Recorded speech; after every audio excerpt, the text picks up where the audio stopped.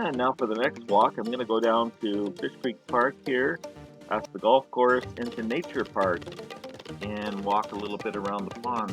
I'm taking the old rugged trail here, past the shady gazebo, got wildflowers galore, lots of wildflowers. Taking a walk around the pond, look at the cloud formations here, quite nice. There's the ponds, more wildflowers, Cranston Ridge up on top there, and that's it. On to the next one.